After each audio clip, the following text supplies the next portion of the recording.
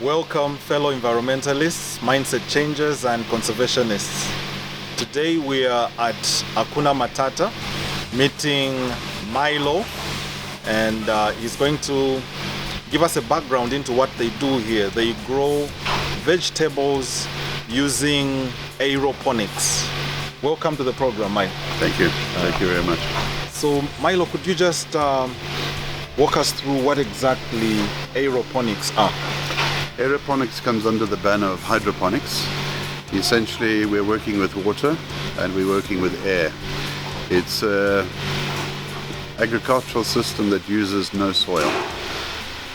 By using no soil, we avoid all the pathogenic chemicals that need to be used for insects and nematodes and cutworm that are present in the soil. It also means that we can remove the use of herbicides. So in terms of chemicals, those are eliminated completely, so it makes them much healthier, much more eco-friendly. Also, the way we do it with our system, it's grow pipes and grow buckets. We actually don't have any water going into the soil. We recycle everything. The nutrient-rich water is recycled and recycled. And then whatever the plants use, we top it up.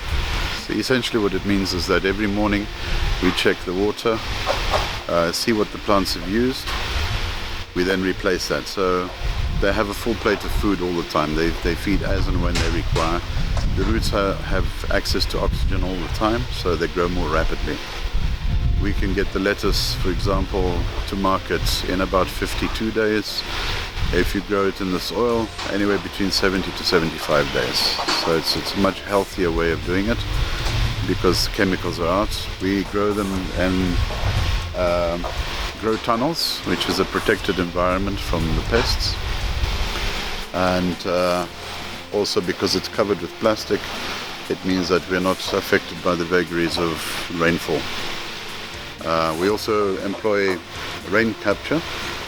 We collect all the rain and then that is used to feed the plants. We're using about 9% of water compared to traditional methods of agriculture. Okay. So it's a much more efficient way of doing it. And it's also friendly to the ecosystem because we don't leach any chemicals or product into the soil, which eventually ends up in the water table. That's essentially what it is. Okay. So you refer to this as a growth tunnel? Grow tunnels, yes. Grow tunnel. Yes. Which is different from a glass house. A glass house is traditionally made with glass and panels all around. Mm-hmm. The new version uses plastic and they close it off. We have plastic on the top, which is UV treated. Okay. And then we have the special insect nets that are grown on the outside, that are fitted to the outside. And that stops any pest ingress, or birds for that matter, to get into the protected area, let's say. Okay. What it also means is that the tunnels develop a microclimate of their own. And then we control that with sensors. We have fans, we have water treatment, water spray systems, which cool down the tunnel, especially in the hot season. That's essentially how we do it. We use the cooling effect, the evaporative effect of water on the plastic, and that cools the tunnel down. We did some tests recently in October when it was very hot, and when we switched our system on with sprinklers, we found that we reduced the temperature by 11 degrees. Okay. So that's very beneficial to us.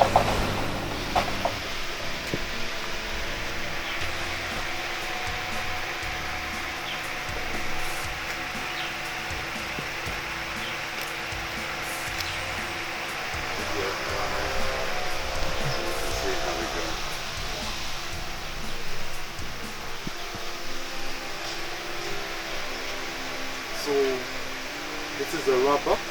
Yes, it's the same material that's used to make pata. Okay. The flip-flops. I'll take this out for you and I'll show you.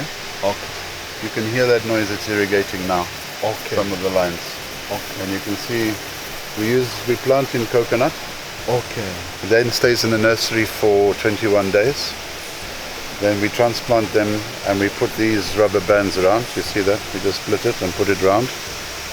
And then the rootstock will start to grow. These will grow probably 30 to 40 centimeters long. Wow. In the pipe. The pipe itself is empty. There's nothing inside the pipe.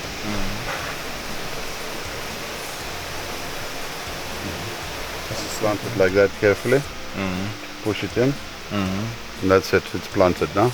Okay. It's irrigated from the top. So and we use the gravity. vapor. Yeah, the water's pumped in the top, and then we use gravity. It trickles down on all the roots. Okay. Comes down to this pipe. It then goes down to the pump house, and that's where the water's now recycled. So it just keeps on going. Yes, like so, that. Yeah, every 4 minutes it irrigates for 22 seconds, and that does that throughout the day. We have a day cycle and a night cycle. So at night the cycle changes to 8 minutes, and it's irrigated for 22 seconds. So we use less power. And the water loss here is essentially the transpiration rate through the plant, which on a full line is about 170 liters loss a day. So it's minimal. A full line being one of these lines, columns. right up to the end. Yeah. Okay. Yeah. We have 5 varieties of lettuce that we're growing at the moment, and these are proven to be quite good because they're reasonably heat resistant. And as a result we're getting a superior product. What's nice is that these are 3 meters tall, and for the footprint of one lettuce we are planting 44 lettuce. So your plant density is quite high, and because they're off the ground you don't have rain spatter, so you don't have sand or grain or anything. Because it's a protected environment you don't have insects or worms. And also lettuce that's grown out in the field, like cabbage for example, and lettuce, it sits like this, and then the rain trickles down to the crown, and after some time it becomes rotten. And if you go to the shop you don't see it, and it's only when you open it that you have a problem. We don't have that problem here because water never actually touches the leaves. You can eat these directly off the... So it's much healthier. Much healthier. So this is a lettuce variety. This is one of the varieties. This is red oak leaf. We have a green version, and then we have a green Batavia. We have a butter lettuce, and we have what we call Kos. This is a Kos lettuce, originally known or referred to as romaine lettuce. So this is grow pipes where we grow all the leafy greens.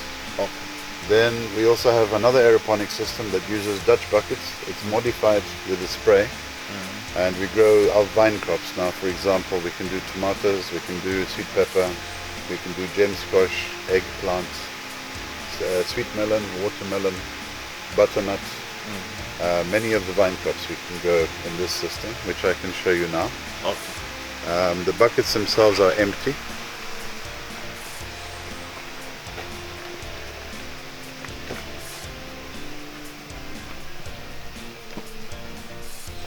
These are cherry tomatoes. It's a variety called Muscadel.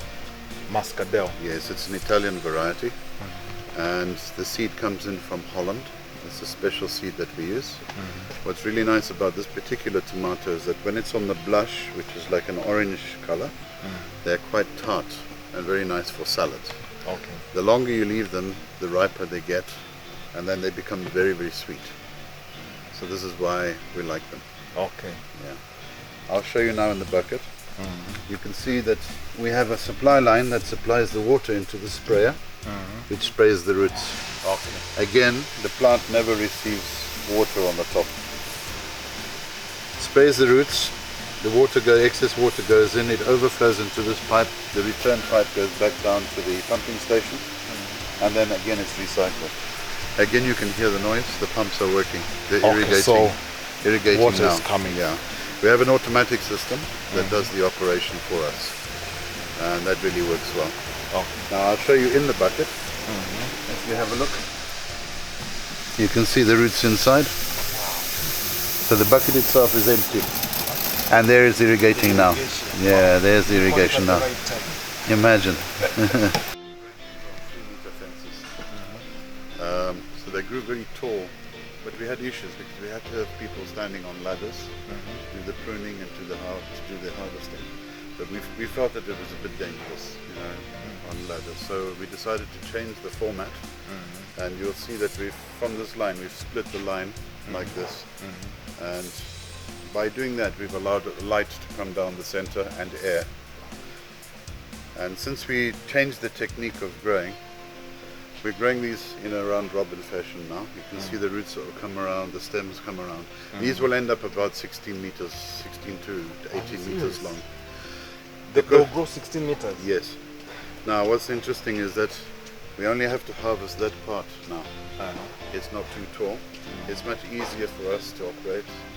And by doing this technique, we increased the fruit set 5 times.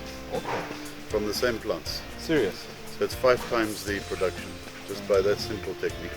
Okay. So we're always investigating techniques because we're always prototyping and testing to see which is the best way to go forward. Okay. And in terms of pollination, people have asked us, do we keep bees? We don't keep bees. We encourage ladybirds in here. The ladybirds are very healthy for us. Okay. With our fans, they come on with sensors depending on the heat. And we have a protocol that when the fans are on, our pollination is a very technical technique. We do this. It releases all the pollen from the flowers. The fans move the pollen around so it pollinates the whole field. Wow. So it's a very simple technique. It works well. So you keep on shaking light along the Yes, line? yes. Just tap it like that, yeah. And then the fan moves the pollen around and it pollinates. So it works very well. Awesome. The ladies are just checking and harvesting now. Oh. So we have a weekly protocol of pruning, weekly protocol of nipping, and a weekly protocol of shifting the lines along. You see, we're just managing the vines now. So that they sit on the so that we don't want to exercise improvement all the time. This has proved, this red oak leaf has proved to be very popular in Zambia, according to the Zambian palate. But with improvements come some slight changes. This is the latest variety. It's more heat tolerant, and as a result you get a deeper color Compared to this one? It's richer in iron. It draws more iron from the nutrient pack that we feed it. And it's very nice for the local market. It's also proving, because it's a bit more condensed than this one, for packaging for export. So this will be our future plan for export. We have a green version of this one as well, which is the green oak leaf. This is the new version of the green oak leaf. So you'll find that it's much more condensed. Behind you we have butter lettuce, which is also known as a bib or Boston bib. It was not well known in Zambia, but it's proving to be quite popular now, especially in the restaurants. The leaves are very delicate. It's slightly peppery taste.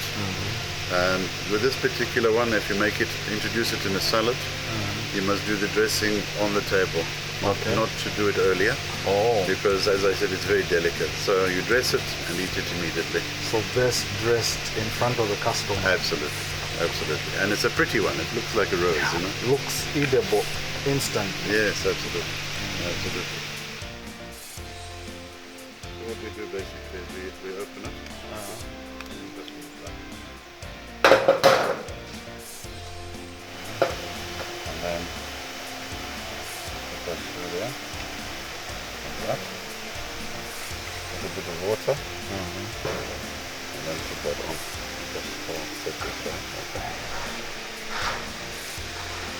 Push, no going. And get them okay. Okay. Okay. Yeah. And then take out the plastic, take out the bunny.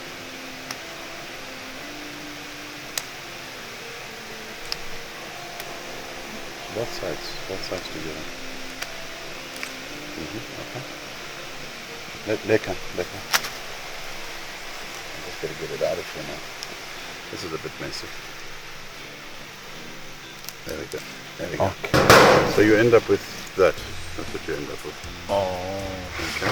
Okay. And then that is now put into the box. Okay. Just like that. And that's how it goes into the box. And that's how you find it in the shop. Okay. Ready for consumption. Yeah.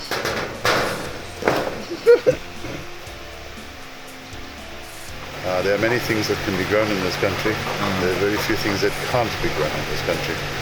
Fruit is one area where there's potential for expansion, but it's a big investment and it's long-term investment. For example, apples, pears, the kind of fruits that are imported now, virtually 100% import. There is room for agricultural people to invest in those areas, especially fruit. Fruit is very healthy for you, especially growing children.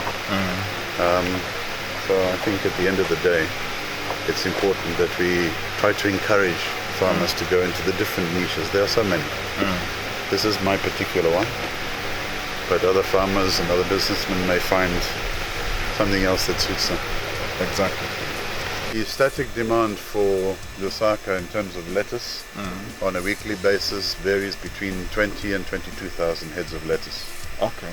So theoretically, with 4 tunnels, we can feed all the requirement of Lusaka, Okay. just in lettuce. Okay. When we talk about demand from Lusaka, that's from the supermarkets or from everyone? It's from the figures we got from Musika. They do all the demographic tests, polling systems. They get their statistics, and then we rely on them to give us the statistics, and then we know how to plan going forward in terms of what we can produce, because you don't want to overproduce, Exactly. and then you don't have a market. So it does make sense. Very true. Yeah. So 22,000, that's for Lusaka. That's for Lusaka alone. Okay. Yeah. At the end of the day, you have to look at it. There's no point in growing if you don't have a market. So if your capacity to produce is higher, then we start to look at the possibility of doing exports. So in this region, Angola is very good for us. Mozambique, Namibia, Botswana possibly. These are countries that are having problems with water. So there's a good opportunity for us there for expansion. Okay. And it would be nice to have a Zambian product that's a non-traditional export that we can now export. Exactly. And we can start to feed the sub-Saharan region possibly. At the end of the day, we have fertile ground, we have reasonable rain. The issue is how we capture that potential in terms of water. Okay. People are talking about climate change. This is one way of obviating that problem, because we only use 9% of the water compared to soil-based agriculture. Okay. Our nutrients that we put into the plants go into the plants. There's no wastage which goes into the ground and affects the water table. Okay. So for us, we think that it's much more eco-friendly. Some people have said that you could call it organic. Unfortunately, different countries have different criteria for what constitutes organic. To me, it's a bit of a buzzword. I can quite confidently say that we are eco-friendly. Okay. And try to minimize the use of chemicals as much as we possibly can. Okay. Because we have a protected environment in terms of pesticides and fungicides, our requirements are much, much lower. For example, during the dry season, our pesticide use is less than 5% of the dosage rate per hectare. Okay. It increases a bit during the rain season, up to about 8%, somewhere in that region. So we are trying to reduce all of that. Chemicals are not good for humans. We try to keep them as natural and as healthy as possible. Okay. This is our aim. All and right. it's our promise to produce the best quality that we can. Essentially, By tunnels, micromanaged. you have to be there all the time just to make sure that everything is done correctly. Okay. It's not like in the field where you can leave it a day or two. Okay. Here it's much You more have to be demanding. present. It's like a little kid, it's very demanding, but it's also very productive for us and very gratifying because you get very good results. Okay. I can give you an example as a comparative against soil-based agriculture. Is that 2 tunnels under full production of lettuce is equivalent to 6 acres. Okay. 6 acres would require a labor content of 30 to 35 people. We have 6. What's also nice is that I'm sort of buying into the gender empowerment setup. So the majority of my labor here are ladies, and we train them here. They live nearby, and so they don't have too far to go to work. They're much more gentle with the product, because the product it's leafy greens, so they're soft. So you've got to be very careful.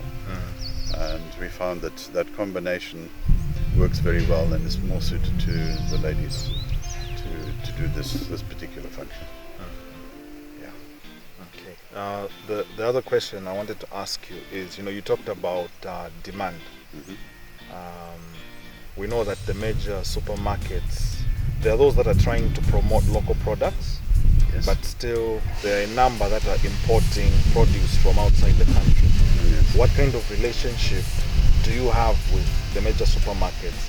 Are they supporting you in terms of buying produce from your farm? Well, that's a contentious issue at the end of the day, because I was born here. I'm proudly Zambian, and we have a proudly Zambian product. And I would do the best to try and promote locally grown, because I believe that the money should stay within our economy, Very true. rather than profits being taken out of the country. To answer your question directly, we have one supermarket that is supporting us very well, and they are smaller than the big boys. Okay. But at the end of the day, they are starting to see the value, because now the orders to us are increasing exponentially week on week. Okay. People are seeing that they're getting a local product that is of good quality, that is possibly of export quality, and they can buy it right here in Zambia for the same price as soil-based agriculture, and also cheaper than imported. Okay. And this is very important to us. Traditionally, local manufacturing, local processing, local production was always more expensive, because there was always an imported element which created the high cost. Now I think that we can compete quite favorably, especially going forward. Okay. Awesome. Thank you. Fellow environmentalists, we would like to thank you for joining us on this particular program. We hope you've learned more on aeroponics, how vegetables and plants are grown using water vapor. We thank Milo for allowing us to be at the farm and learn more about this type of vegetable growing. Thank you so much for having us, Milo. You're welcome. You're absolutely welcome. Yeah. I encourage people to look for alternative ways of farming that will, even in the light of climate change, potential is there because technology is there. Thank you so much. Thank you. So join us for the next episode. Follow us on our platforms, like us, and support us.